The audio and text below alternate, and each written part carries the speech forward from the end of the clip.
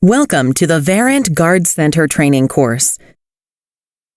In this module, we will cover a brief overview of Guard Center, typical situations in which Guard Center might be used or recommended. We will review a number of questions and answers common to Guard Center. We will differentiate between local and remote monitors. In addition to bank branches, bank properties also consist of corporate locations. These may consist of a smaller guard shack type install or extend up to a full security operations center. Live video management is often more the concern for a control center in these cases, and Verint provides several ways to make this easier. A licensed feature within VidCenter application, Guard Center allows a virtual matrix-like environment to be controlled with mouse and keyboard, as well as joystick controller. Multiple monitors may be used to display live video from target areas within a corporate campus or building. Live alert monitoring and integration with system features, like access control and surveillance analytics, may direct the user's attention when special events occur.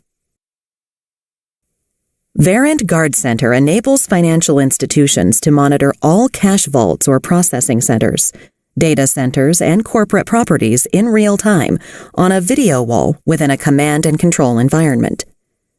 Leveraging video from existing Verint Edge VR devices to empower situational awareness and informed response, Guard Center delivers real-time situational awareness and allows security personnel to monitor or control over 100 live camera views with a single workstation across multiple monitors simultaneously.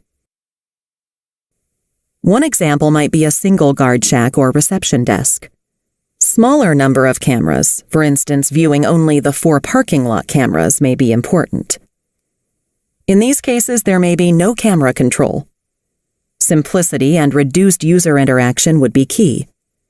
Keep in mind, in all Guard Center uses, there must be an Op Center database present. Adding on, the customer may have a need for a mid-sized security operations center in which a couple of monitors might contain static views. But additional monitors might be needed to control PTZ or 360-degree cameras. And maps may also be a requirement to provide better situational awareness. Finally, in larger installations of Guard Center, full control of cameras may be required. So adding components like Guard Center workstations with USB-attached mouse and keyboard controller will help. Again, decoders can be used to provide additional viewing space for fixed and PTZ cameras, all controllable via the attached keyboard controller. 360-degree cameras can be controlled using the USB-attached mouse on local monitors. And to close the loop, maps with active event identifying icons can be displayed. There are 3 primary configurations for Guard Center. In general, any of these configurations may be used in conjunction with each other, where operational requirements and design constraints necessitate a hybrid application. Configuration 1, Customer-Provided High-Performance Workstation. Must contain a video card with a minimum of 4 monitor outputs, or at least the number of desired monitors for the solution. Careful consideration should be made to these video cards and their adapters to ensure proper video resolution on larger monitors. The workstation must allow for at least 19K passmark rating. Decoders may be used for remote monitors with fixed views where workstation support is not required or is undesirable. Decoders may also be implemented where applicable to provide monitor backup for mission-critical camera views. DCZ keyboards should be used to control tiles, including PTZ control, on both local and remote monitors. Configuration 2, Verint-provided embedded Guard Center workstation. Unit includes both PNs below. VCGCSW pack, Guard Center software package, includes 4 monitor licenses, maps, and Op Center Basic. VCGCWRKP, Guard Center workstation to run Guard Center software licensed for 4 monitors and maps. Op Center Basic installed and licensed for a maximum of 50 NVRs, instant alerts, and permission manager. Unit contains a video card with 4 monitor outputs. Must be connected to the same video LAN as the Edge VR Network Interface Card 2, NIC 2, to provide the necessary network segregation. Only local video from the NIC 2 attached Edge VRs can be displayed in this guard center environment. Video from other locations only connected via the corporate network cannot be displayed in this environment. Decoders may be used for monitors with fixed views where workstation support is not required or is undesirable.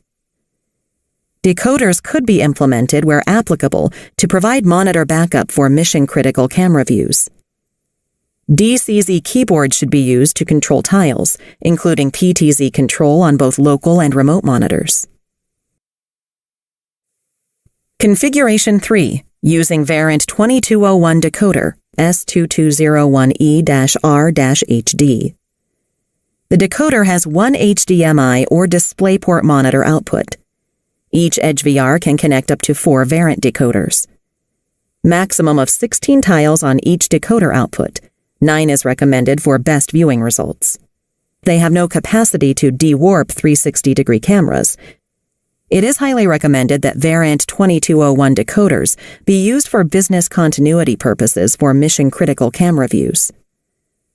During a guard center workstation reboot, screensaver, or log-off, remote monitors will continue to display video. DCZ keyboard must be used in order to control tiles, including PTZ control. Instant alerts, map video, and daily video log are not viewable on a remote monitor. It would be our recommendation that in either configuration 1 or 2, as mentioned above, that the HD decoder be factored into the design to ensure continuity of service, albeit limited, in the event the PC console fails. In preparing for any guard center installation, reviewing the guard center decision-making documentation is incredibly important. This document may be found in the Resources section of this course. The last section of the decision-making guide has a flowchart that reviews the steps necessary to consider for a guard center install. First, one would start with the consideration of where or how the guard center workstation would be connected to the Edge VRs.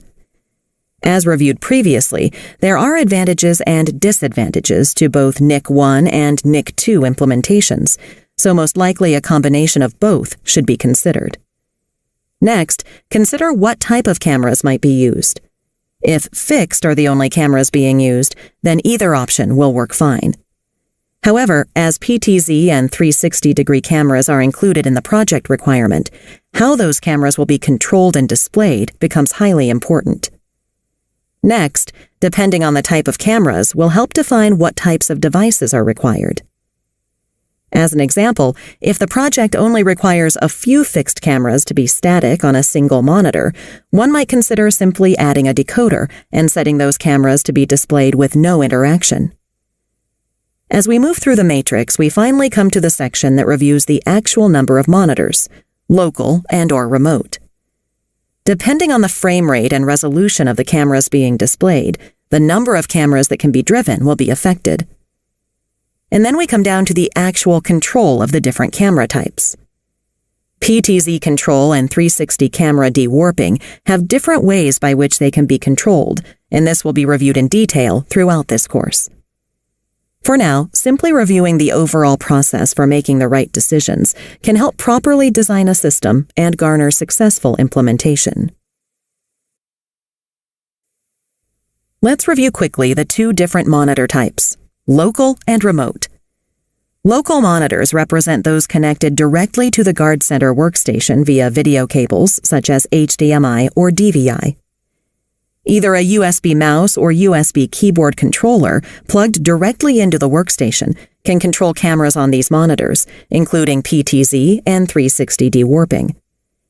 The main drawback of local monitors is that the number of cameras is limited directly by the CPU capacity of the workstation. Additionally, network policies such as log-offs and log-outs can interrupt video viewing. Remote monitors are those connected directly to a Variant 2201 decoder. Cameras on remote monitors, including PTZ control, are controlled by USB keyboard controllers attached to the workstation. Remote monitors are not affected by the network policies, and video comes back up after decoder reboot. Each decoder can display up to 16 cameras depending on frame rate and resolution. One drawback of decoder-attached remote monitors is they have no capacity to de-warp 360-degree cameras, including no utilization of the 360 presets. In this module, we have reviewed an overview of Guard Center, typical situations in which Guard Center might be used or recommended. We have reviewed the decision-making matrix and a number of questions and answers common to Guard Center. We've also discussed local and remote monitors. This module is concluded. Thank you for joining us. Please follow Verint on your favorite social media platform.